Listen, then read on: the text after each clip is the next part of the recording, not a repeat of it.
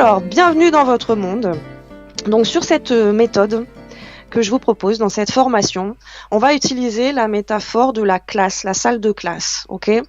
Dans la première petite image, alors moi droite-gauche, je sais pas, celle ou celle d'Awa en fait, hein, ça serait un petit peu l'état interne de toutes les personnes avant le fait de se poser des questions sur la maîtrise de soi. Donc j'ai pris l'image de la classe pour garder le mot maître et maîtresse, ok. Mais vous allez le voir parce qu'on va découvrir aussi plein de petits personnages. Donc là, à aujourd'hui, moi, si j'ouvre la porte de la classe d'une personne qui n'a pas encore démarré ce job-là, ça va commencer un petit peu à ressembler à la vignette d'à côté. Hein, il y a ça vole par-dessus les tables, il y a des têtes à Toto sur les murs, sur les tableaux, il y a des chewing-gums collés sous la table. C'est le dawa. Il n'y a rien d'organisé, il n'y a rien d'orchestré. Chacun fait ce qu'il veut quand il veut, chacun s'exprime comme il veut quand il veut. D'accord ? C'est ça qui se passe à l'intérieur de moi quand j'ai pas encore pris conscience que c'est moi la maîtresse. D'accord, ok, ça change tout en fait. Donc nous, on va essayer de passer de la vignette de gauche à la vignette de droite. Ok, moins gnangnan quand même. On va plus s'amuser parce que là, ça donne pas trop.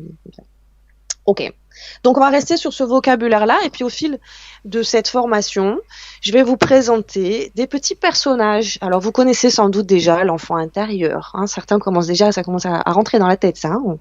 On le visitera pas forcément d'ailleurs dans cette partie-là. On va découvrir plein d'autres petits personnages. Donc, dans le programme, on va commencer par découvrir mon récepteur, ok. Ça sera l'objet du premier atelier où on va découvrir à quel point ce récepteur que j'ai en moi, ce petit personnage qui me permet de recevoir des informations, qui est connecté avec mes 5 sens, il marche en permanence, il est branché sur mon instant présent et il a une Game Boy qui lui permet de réguler l'intensité des informations qu'il reçoit, d'accord. Donc concrètement, j'ai de l'information qui vient du monde extérieur. Grâce à mon récepteur, grâce à mes 5 sens, je reçois cette information. Donc, il est bien branché sur l'instant présent et permanent. Et la bonne nouvelle, c'est qu'il a une petite Game Boy qui lui permet de réguler. Donc, nous, on va s'intéresser à cette Game Boy et comment est-ce que je peux, moi, être la maîtresse de cette histoire-là. Apprendre à réguler. Ok. Ensuite, sur le deuxième atelier, on va s'intéresser à un personnage qui est un petit peu moins cool, celui-ci, qui s'appelle le petit juge. On verra, on aura tout un atelier pour lui. On verra à quel point il peut être intrusif. C'est-à-dire que le petit juge, je ne sais pas si vous avez remarqué, il prend la parole, on lui a rien demandé. Hein. Le petit juge, vous savez, cette petite voix dans ma tête. Allez, je prends toujours ce même exemple. Je finis de bosser, je monte dans le tramway, et puis j'entends cette petite voix dans ma tête qui me dit la dame, elle est coiffée comme un as de pique. D'accord. Est-ce que délibérément, moi, quand j'ai fini ma journée de travail et que je suis rentrée dans ce tramway, j'ai décidé de juger la coiffure de la dame? Non. Donc c'est bien qu'il y a une petite voix qui se permet comme ça, hein, d'être intrusif et de me donner son avis que je lui ai même pas demandé. Puis en fait, je m'en tamponne. Elle se coiffe comme elle veut, cette dame. Ok ? Il est tranchant, c'est-à-dire qu'il fonctionne sur un modèle de dualité. Hein, c'est beau, c'est pas beau. C'est bon, c'est pas bon. C'est intéressant, c'est nul. Ouais. Ça vous rappelle quelqu'un? C'est normal. Quelqu'un vu avec Cyril, nommé Ego, d'accord? Oui, c'est un peu normal. C'est une association de malfaiteurs entre ceux-là. Ok, donc on va les détailler un petit peu plus. Il est responsable de notre discernement. C'est un petit peu induit dans son titre. Hein. Donc on verra à quel point c'est important de travailler à ce que notre petit juge soit équitable. Ok, soit bien en place, bien positionné. Puisque il est directement lié aussi à notre confiance en soi. Et puis on verra pendant cette formation qu'il est connecté au mental. Et que du coup, dans cette classe, on a quand même 3 petits garnements, hein, on va s'autoriser à les dire comme ça pour l'instant, qui sont notre petit juge, notre mental et notre ego. Alors si ceux-là dans la classe, vous les laissez côte à côte, clairement, on a une association de malfaiteurs. Ça risque de pas très bien fonctionner, vous risquez de perdre un petit peu les pédales dans votre vie. Donc on va apprendre un petit peu à les séparer, ceux-là. On va créer des nouvelles amitiés entre eux, vous allez voir, on va se régaler. Donc l'idée, hein, c'est d'atteindre, de s'inspirer de Thémis, que vous reconnaissez peut-être sur la photo. Donc de déconnecter notre juge du menteur, comme dirait Cyril, et de l'éduquer. On va l'éduquer, puisque c'est nous la maîtresse finalement, à être équitable. Donc dans cette méthode, une chose que j'ai oublié de vous dire, c'est qu'on va monter, on va dire, notre puissance personnelle volontairement. On est le seul adulte référent de cette salle de classe. Tous nos personnages sont des enfants. Sont des enfants qui jusqu'à présent n'avaient pas de tuteur, n'avaient pas de repère, n'avaient pas de parents, n'avaient pas de maître ou de maîtresse pour tenir la classe. D'accord? Donc même les personnages les plus remuants, les plus blessés, ceux qui sont en train de chouiner, ceux qui sont machin, ben, on va partir du principe avec beaucoup de bienveillance que c'est simplement qu'ils n'ont pas été élevés, ils n'ont pas été éduqués ou ils n'ont pas été écoutés jusqu'à présent. D'accord? Donc c'est ce qu'on va faire avec notre petit juge. On va dire, c'est pas sa faute, hein. On va juste lui apprendre à arrêter de se brancher sur un menteur et apprendre à faire son job. On va le valoriser. Ensuite, on va s'intéresser justement à ce mental menteur. Ok, on verra ensemble. Alors là, on va sortir un peu du registre de la classe et on va utiliser plutôt le langage de l'ordinateur parce que ça lui va tellement bien. On verra ensemble que ce mental finalement, il fonctionne exactement comme un logiciel. Il a des virus, il a des spams. On verra tout ça ensemble dans cet atelier. C'est un sacré menteur. Il est très limitant et limité lui-même. Il bavarde tout le temps, surtout qu'on n'a pas encore la maîtrise de notre mental et de nos pensées. C'est un bavardage intempestif, pardon. Et puis pour certains, ça radote pas mal aussi. On verra ça au cours de cet atelier, avec bien sûr les solutions, hein, parce que si je vous présente ça, mais que je vous dis pas comment on fait derrière, ça va pas changer grand-chose. Donc on continue. Ce qu'on va apprendre du coup, nos solutions, mettre le mental à mon service, ne plus subir ce mental, ok? Donc on va apprendre sur notre logiciel, sur notre disque dur, on va apprendre à libérer de l'espace. Donc on va se procurer un disque dur externe. On va apprendre à défragmenter pour les plus geeks d'entre nous. Mais je vous rassure, même si vous n'y connaissez rien en informatique, il s'agit quand même de votre cerveau dont on parle, donc on va y arriver. On va apprendre à identifier la qualité de nos pensées. Elles sont pas toutes forcément mauvaises. Il y en a des destructrices, des stériles, et puis des créatives, voire des récréatives. On verra tout ça en détail dans l'atelier sur le mental. On va apprendre à faire nos mises à jour et bien sûr à le débrancher un petit peu cet ordinateur. Il faut bien qu'il se repose et qu'il se recharge. Ok. Ensuite, bien sûr, je pouvais pas ne pas passer par l'ego. Alors, si je me suis permise, entre guillemets, de vous présenter cet atelier sur l'ego, c'est parce que on dit la même chose hein, avec Cyril.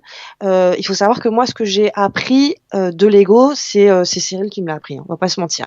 Donc, je vous encourage vraiment à vous faire absolument toute la série sur l'ego, et on est encore en train d'apprendre plein de choses et d'explorer plein de mécanismes présent dans notre vie, dans le collectif, dans l'individuel. En ce qui concerne l'ego, moi j'ai simplement attaché pour vous apporter un petit peu quelque chose de complémentaire. Cet atelier va vraiment faire l'accès sur comment est-ce qu'on travaille dessus. Comment est-ce qu'on va travailler dessus déjà en auto-coaching, en niveau 1, même si vous n'avez pas fait tous les cours de Cyril sur l'ego. Comment est-ce que nous, dans notre classe, avec notre niveau là, on peut commencer à l'auto-coacher, hein, l'appréhender, le connaître et commencer à le driver un petit peu. Donc, on verra différents points sur l'ego qui sont peut-être connus ou pas encore connus de tous sur ce sujet-là. Hein. Donc, la notion du libre arbitre. On va remettre en lumière le fait qu'il utilise le mental. Alors lui, c'est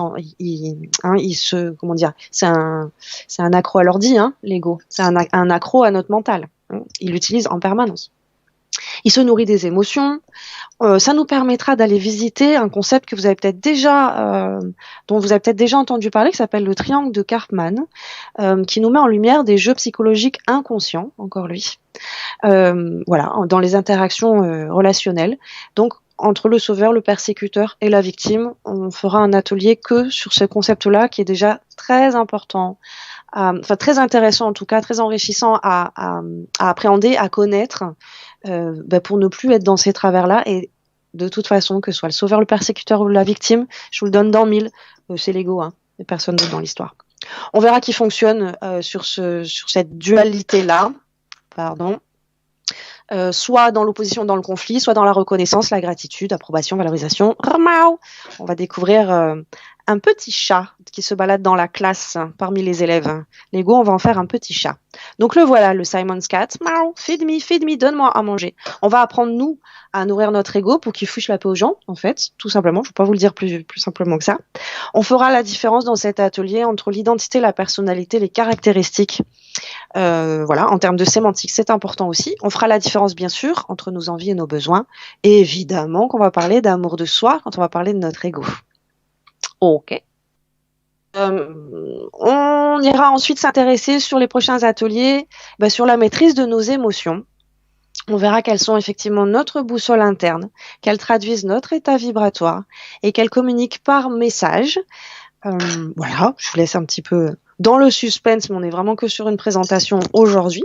Et bien sûr, on va apprendre à les maîtriser, nos émotions. Donc, on va apprendre à accueillir le message de nos émotions, à envoyer un accusé de réception, parce que sinon, elle continue à l'envoyer, hein, à comprendre le message, à y répondre et à s'ajuster derrière. Donc, on va aller pareil en profondeur avec des outils et de la mise en pratique précise. Voilà, donc le petit récap de la formation que je vous propose avec ces 10 premiers modules. Il y en a d'autres qui arrivent, hein. Il y a 2 autres niveaux qui arrivent pour la suite. Pour chacun de ces modules, à la fin, vous avez un mémo avec les exercices de mise en pratique. J'insiste là-dessus. Alors pareil, mes coachés, je sais, sont déjà en train de sourire dans le chat. Je ne peux pas compter le nombre de fois où vous allez m'entendre dire pratiquer, pratiquer, pratiquer, pratiquer, pratiquer, pratiquer, pratiquer. Je peux vous exposer de la façon la plus fluide, lumineuse, talentueuse, comment faire des abdominaux. Ok. Waouh, Tamara, c'est trop génial, j'ai tout compris, super. Si vous les pratiquez pas vos exercices, ça va rien changer dans votre vie. Maintenant, on est bien d'accord, l'ego sera nourri et vous pourrez même raconter à tout le monde comment on fait des abdos, hein. Ça, vous pourrez répandre le savoir, il n'y a pas de souci, mais le pratiquer pour que ça change. Donc, on est sur de l'auto-coaching, hein, ok, pour répondre encore à cette question. Donc, moi, je vous encourage à vivre la formation, à la vivre, pas à la suivre. Pas, voilà, pas uniquement à apprendre des concepts et comprendre les choses. Pratiquer, pratiquer, pratiquer.